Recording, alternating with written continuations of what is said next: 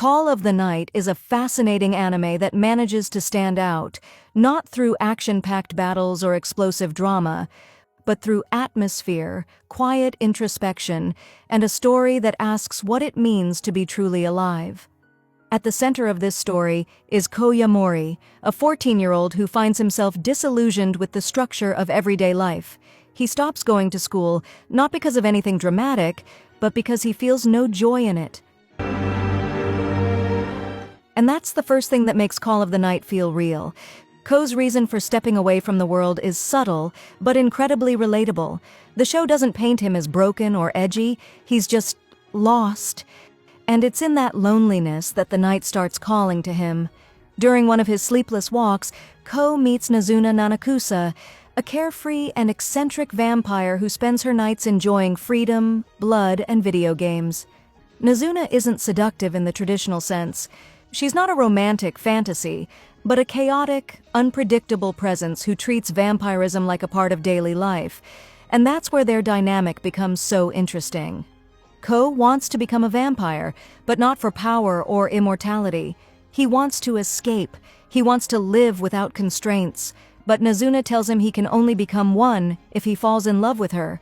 So, at its core, Call of the Night isn't just a supernatural story. It's a slow-burning exploration of emotional detachment, freedom, and what love actually means. Can someone truly fall in love just because they want to? As the story unfolds, the anime introduces more vampires, each with their own take on love, companionship, and what it means to be human. And what's brilliant is how each character reflects a different way of dealing with loneliness. Some chase relationships for survival, some manipulate emotions, and others try to reconnect with humanity despite having lost it long ago. Visually, this anime is breathtaking. The use of color is unlike anything else this year. The night feels alive. Deep purples, soft pinks, glowing blues, and dark shadows create a dreamlike version of the city. The art style isn't flashy, but it's incredibly atmospheric. Every shot feels intentional, like a painting made to evoke a feeling. Leiden Films didn't just animate this show, they sculpted the night into something beautiful. And then there's the soundtrack. Jazz, lo-fi, and ambient synths blend together to give each scene a distinct mood. Whether it's Ko walking alone in silence or a casual blood-sucking session with Nazuna, the music always matches the emotion. Even the opening and ending themes, Dayton by Creepy Nuts and Yofukashi no Uta, are bangers that perfectly reflect the anime's identity.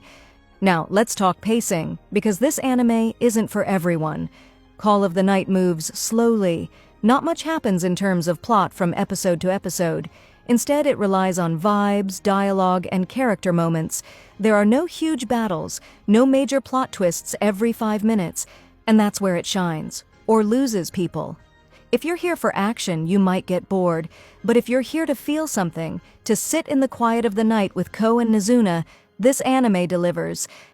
In the end, Call of the Night is a unique anime finding something to hold on to when the world stops making sense. And for Ko, that something just happens to be a weird vampire girl who doesn't take herself too seriously. If you've ever looked out your window at 2 a.m. and felt more alive than you did all day, this anime was made for you. And with Season 2 confirmed for July 2025, now's the perfect time to step into the night and see what it has to offer.